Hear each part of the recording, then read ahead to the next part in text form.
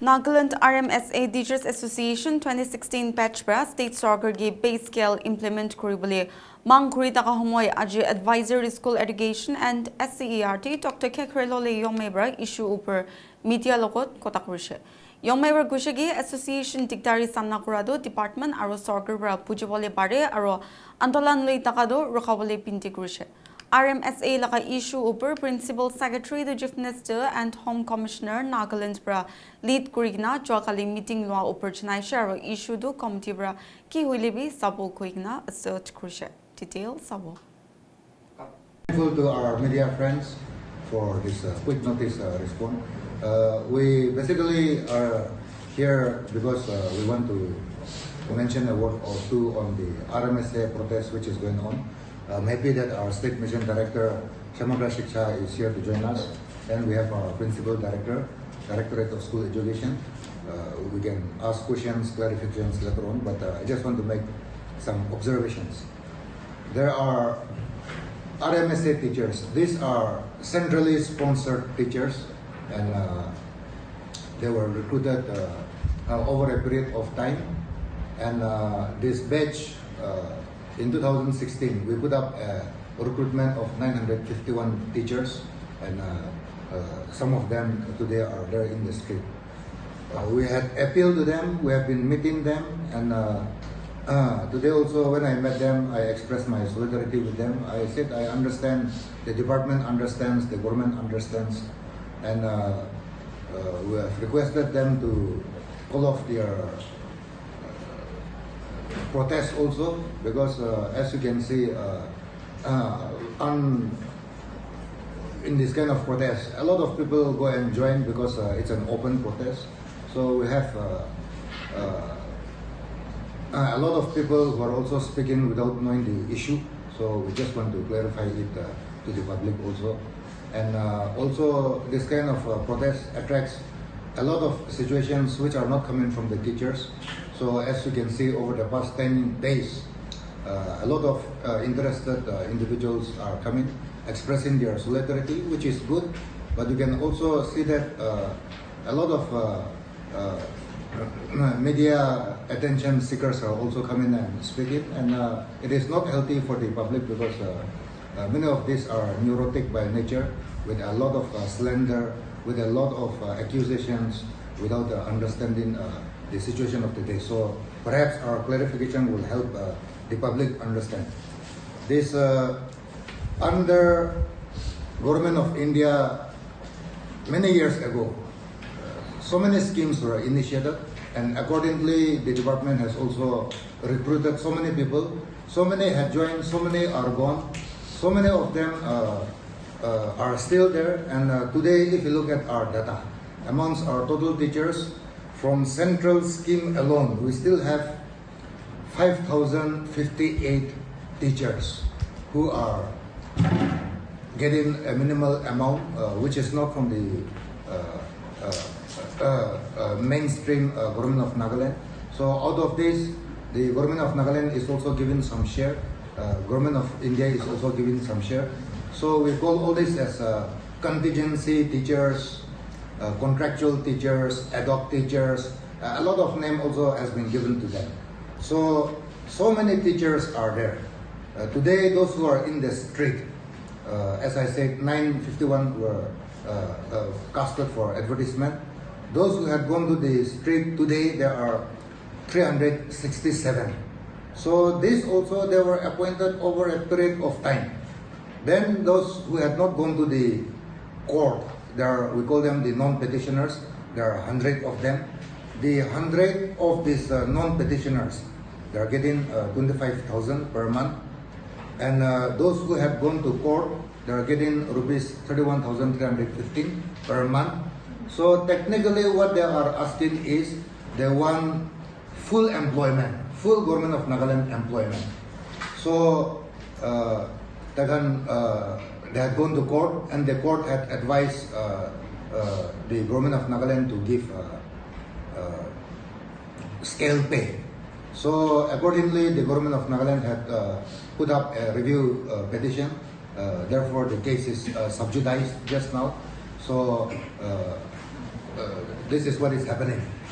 So the point here is those who have gone to the court, if you look at their terms of appointment, which we have circulated, theirs is purely contingency appointment.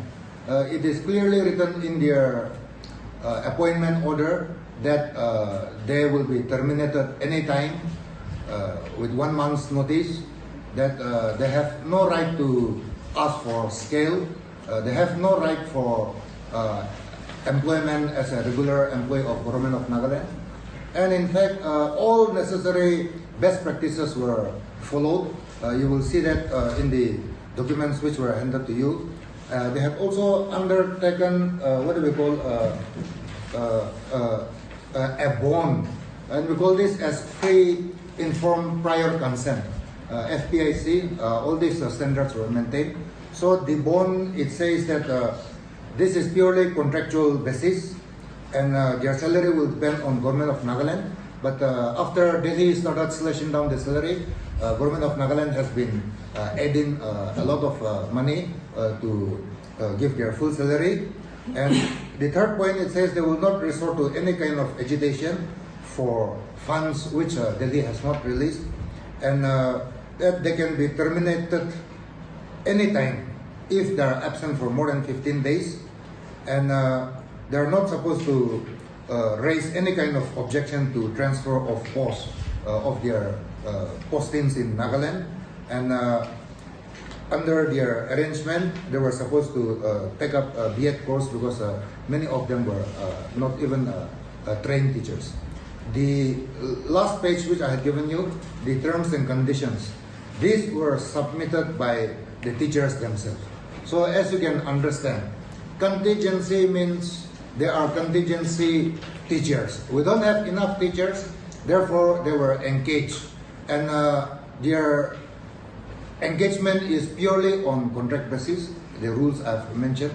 So today they have gone to court saying that they deserve to get their full salary, full scale of pay, and the court at 2-bench division had given them the direction for them to approach the state. And the Government of Nagaland accordingly had approached a full division bench, and for that it has not been listed, but the review petition has been entered. So today when I talked to the teachers, like before, I had requested them, they had abandoned their schools, they had abandoned their children, and they are there on the streets. So I told them that I was also a teacher like you, I expressed my solidarity with you, but we have barely 2 months to complete this academic course, and here in Kohima, it is very tiring for them, it is very tiring for our officers also. So I've requested them, and they said they are not willing to leave, so we do not know what will come in the days to come. Those people who go to our government schools, they are from the poorest of the poor amongst our society. They want to get education by all means. So it breaks my heart that those who are in our schools today, they are without teachers. So I hope our teachers will understand and have a better sense, because from our side, from the department side, what they are asking, we are not adverse to what the court order will come ultimately once the final judgment is coming. With or without the court's order also, our department has been working very hard. We are clearing up our data. Our data are all messed up, frankly speaking. So we are putting all this, we are comparing it with the various regulations which are being put. And therefore, once this is done, for me, it is my job as the school education advisor to bring dignity to my teachers. So I want the best for all of them. So I think there is no two opinion. They want us to immediately implement the court order, for which we had put the government had put a petition. So accordingly, our Honorable Chief Minister, he had been hearing their case also, and he had formed a committee headed by the Principal Secretary. So yesterday we invited the students because here the issue involves governmental procedures. there are procedures to be followed. We cannot do it like you go to a shop and get what you want. So we had advised them to also put 1 or 2 members so that they can understand how we are carrying this issue ahead. They had refused. Today also, they told me that they will rethink about it, so I hope they will understand some issues.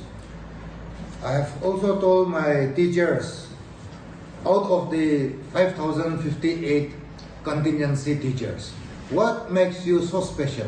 You are 367.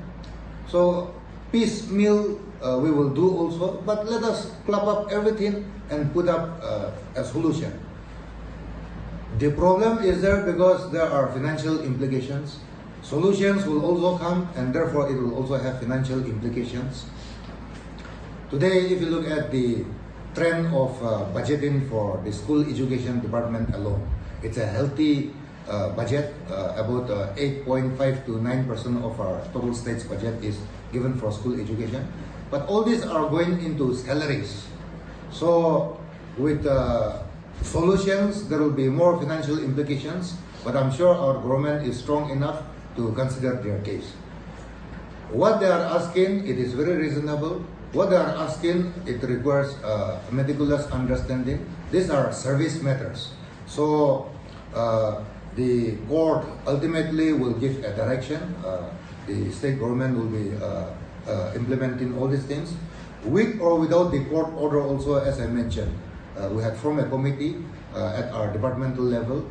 We had several rounds of meetings, and we are studying case by case. So as you can understand, between 2010 and 2018, which is some years back, a lot of people were appointed in different styles and manners. Different modes of engagements were given. So I will say that over this period, 17 batches, including the Hindi centrally sponsored schemes, Hindi alone 1,319, but all together, today the state government is partly funding their salary. We are getting some funds from Delhi. So this is a joint effort of Government of Nagaland and Government of India. And the manner in which they were appointed also defines the nature of what we can do for them. Ideally speaking, for us, we will put up our proposals and solutions to the government of the day, and accordingly, we need to have a rethink on all this, because teachers, those who are in the field, in the school, we have regular teachers. Then we have all these contingency teachers who can be terminated at any time, for which the government is authorized. And these contingency teachers, they are called by different names: substitute teachers, ad hoc teacher, scale teachers, what names they are called. This has created a ruckus within our school campus, school compound, in the staff room also. And I must say that many of our contingency teachers, they are very sincere. It is not the same with many of them. We have found evidence that some of our RMSA teachers who are there protesting in the street, they have not gone and joined their school even for a single day also. So accordingly, we are examining their case. Overall, the RMSA batch also, they told me, and which is something which I want to tell the public also, the overall, because all of them are graduate teachers, our school, government school performances, especially in matriculation, also has improved a lot. From 37% pass percentage, it has now gone up to 47%. So I must appreciate everybody for putting in their bids. So we have called for this to also clarify that we have inherited a problem. Whatever our predecessors they have done, perhaps they have done it for the good of our people. We are not blaming anybody. There is no need to blame anybody. But also at the same time, the mess, the ruckus which has been created, it is affecting our state's fiscal health also. And therefore, it is not like we are refusing to do it because there are financial implications. What we are just explaining is that there will be ramifications, and for that, we cannot take a hasty decision. The Naga Students Federation, which is a federation of some of our Naga tribes, a new team has been brought in recently. So they came and met me, and they said they will want to negotiate between the RMSA teachers on one side and the government of Nagaland on one side. So I thank them for their initiatives also. They say that they are also concerned, which is something which we all need support. So accordingly, I told them, if you want to meet our officers or me, you are most welcome. If you want to go and talk to the RMSA teachers also, I welcome them, and I told them to empathetically express their solidarity to them also. But also, I communicated their interest in resolving this at the earliest also. But I also told them that between 2010 and 2013, the interference of public organizations, putting pressure on the government, putting ultimatum on the government, all these things had created a reasonable insecurity in the eye of the public, emotionally blackmailing the government, forcing the government with public outcry without understanding procedure. It has created more problems. The department definitely is at what we call fault also, but it is not just the fault of one. It takes two to dance. Therefore, this is what is happening. So I have requested the NSF that I will not encourage a mediation because we do not want to repeat the same history as with the SSA 2010 and 2013 batch. With this, solidarity is required, but these are purely related to service rules and service matters. And so today I can understand the pain, I can understand the frustration of my teachers, and at the same time they are familiar with how the department, including me, we are also anguished by their sufferings. By the end of the day, we all share the same platform. We are here to work out a solution, but meantime, it is my earnest appeal that our teachers, we have taken note of their concerns. We will have to wait for the due process of law to also take place. But meantime, what we had offered to them to see how the government is taking up their case on a day-to-day basis by being co-opted to the committee which has been formed at the Chief Ministerial initiative, that I request our teachers to have understanding. And also at the same time, I request our teachers to go back to our classrooms. The children who are there in the schools, without teachers, there are nobody. Without teachers, their academic performances will be affected. And I know the public also, they are very concerned. Everybody is concerned. For us, a small, tiny state, which has a lot of things to do, the foundation of education is very important. And today, as we are also trying to improve the status of our schools, and for that I congratulate the entire fraternity of school educators, including the parents, including the school managing committee members, the teachers and our officers.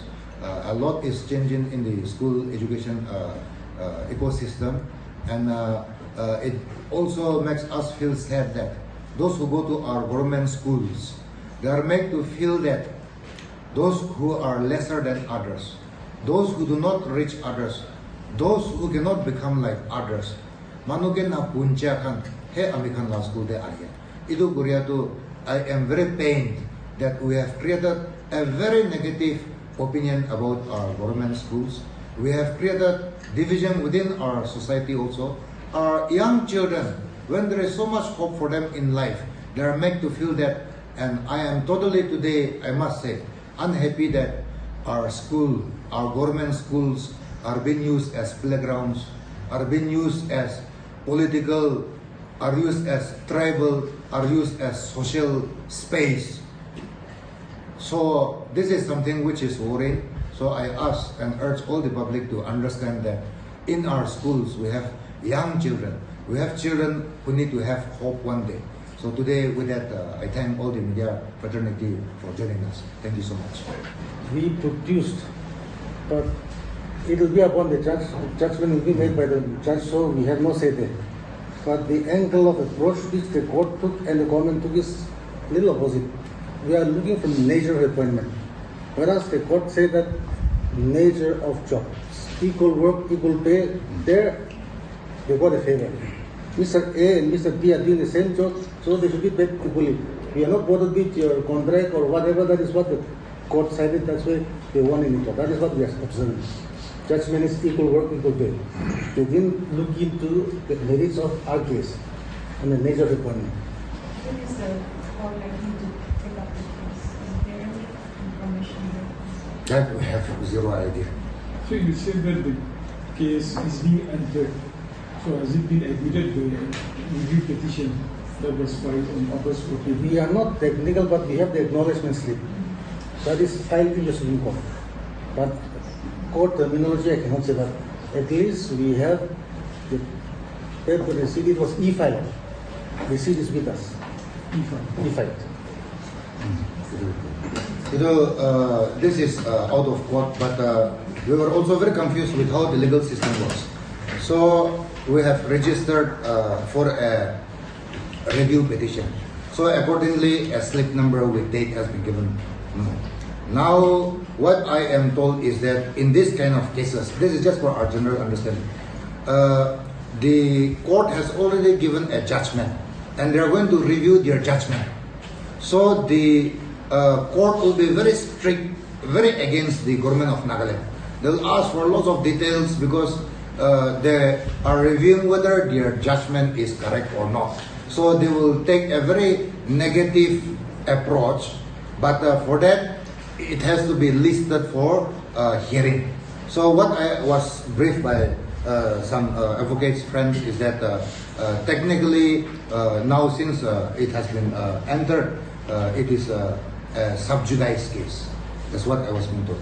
The committee will now directly take up their case. You see, I've requested them also, we teachers are very simple-minded people. So long as we get our salary, we are happy. If the teachers are there in the classroom and if their students do well, there is no greater joy for the teacher. Today, a committee has been formed at the initiation of our Honorable Chief Minister, headed by the Principal Secretary, Government of Nagaland.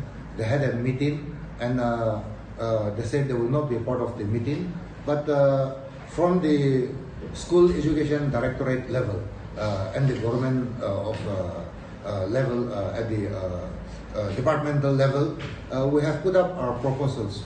We have even put up our financial implications for this 367 students also. It is for the government to take a poll. So now the government will sit over it. So if they want to be part of it, it is totally up to them. But with or without them, the committee will go ahead because this committee ultimately will study the situation and ultimately will come with a solution. The solution will be another thing. Whether the solution is agreeable to the teachers or not, that is another thing. So what the government can do for them, I hope the government comes out with their report, and I hope so on that basis I had requested them goodwill. There is no assurance, no government will give assurance, but they will definitely take up their case because this requires intervention. So the protests, I've requested them to go back to their schools, that's all. Yeah. So for how long will this committee take? The committee is yet to have its first meeting. It was only yesterday. So within that, I do not know whether they will set a timeline, but what the teachers were telling me is it will be good to hear a timeline when it will come to this. So I've requested them, say, government is willing to co-op you. So why don't you join and why don't you update your friends also? Because so many of them, they come and meet the government officials and they go back without or with or without no explanation. So now that if they are co-opted into the committee, they will be able to update their friends what is the level of engagement the government is taking up on a regular basis. So I think we should have trust. I think we should have trust, and there is a lot of trust deficit also because the students community, they do not know that they are contingency teachers. They are asking for something. It is like the government of Nagaland is not refusing. We are also doing what we can because They are shouldering our schools. Our schools are running because of them. So we are also sympathetic towards their case. They definitely. So I think it is important that they also understand how government functions, how government procedures are there. So that was my only request. They have said that the bond that you are talking about, they have signed under duress those days. They have clearly said to the media yesterday also that they have signed it under duress. They were forced to sign it. So what did the government say? See, internationally, some of the best instruments used today are FPIC, free, prior, and informed consent. Nobody has put a gun against their head for them to sign. They know their terms of conditions very well. But what I don't agree is emotionally raising their issue. We are not refusing that. As their advisor, I have told them umpteen times. What is possible, I will fight for you. And for that, you understand how government functions. We will put up your case. And I said, the RMSA group, whom they said they are not our equals, they are getting 25,000. So within them also there are different categories. So I told them, in our education community, uniform is very important. So let us not say, oh, we are better than the others. Understand in whole that all of us are teachers in the first place. Secondly, try to understand that the mode and the nature of our appointment are different. So solutions may differ accordingly. Of course, we are prioritizing their case also. But there are so many of them who are just contingency this thing. So the issue of what do we call emotionally saying that they were blackmail or under duress, I think that's very unfair on their part. The terms of their engagement as contingency teachers, it's clearly given in their appointment order also. That was undertaken. Does that mean the government department is going against the court order? One question, and the second question is from the 100 non-petitioners that opted for 25,000 salary. We were told by the association, some of the association members, that some of them have joined government servants, some other professions as well, and most of them are not now within this category. Can you please enlighten me on that? The first question I'll answer, the second you please answer. It is now up to the court. I'm told that a two-bench judge reviewed, passed the judgment. So if the Honorable Supreme Court lists our case, those two honorable judges will also be there, and then another judge will be added. So I do not know the technicality or legality of all these things, but what you are saying is not wrong, because as of now it is a subsidized case, but as per the judgment the court has nullified or whatever, that I don't know. I've told my teachers also, all these papers, let's not even go back. We will try to give our best to see what is possible, because it is purely up to the government of Nagaland to terminate your service anytime. Very simple. Very easily. So let's not even talk like that, because it brings us very bad thoughts. You have zero right, and yet you have gone to court. So the state government has also appealed. We were not even familiar how the court case is also going on. You see, but that is, so after that we came to know how the court judgment also came. They went to the street. That also, for me personally, I was not even familiar. But definitely their case is a very different situation, because those who were mainstreamed because of the past, they were appointed by the Directorate of School Education. This batch, they underwent the same procedure as any job. Some of them came without that interview process. Their case are different. They also came through the same thing, but they were appointed through the Central Scheme Mission Society. So there are a lot of technicalities which perhaps they themselves do not understand. What was your question? The 100 non-practitioners, they have joined some other professions and no longer within this RMSA teachers. I think, how many did they join? Pakaju, how many have resigned recently? Yes, there are some resignations. How many have resigned recently because they got the job? 21 medicine science teacher, they have qualified in MPSC. 21, yeah. They are jumping to, it's the same profession, but it's jumping to a different mode. See, we have not done any appointment in the past 2.5 years. Zero appointment. Whatever appointments are made, it is done through NPSC or NSSB. And I think that's the right way to do things. But all these teachers were appointed at the directorate level or through the Mission Society. Some were done procedurally, some were done. So that is the mess. Everyone said 22nd September. We said now. Avail GST benefits starting 6 September 2025. Own your new vehicle at lower price. Get up to Rs 1.56 lakh.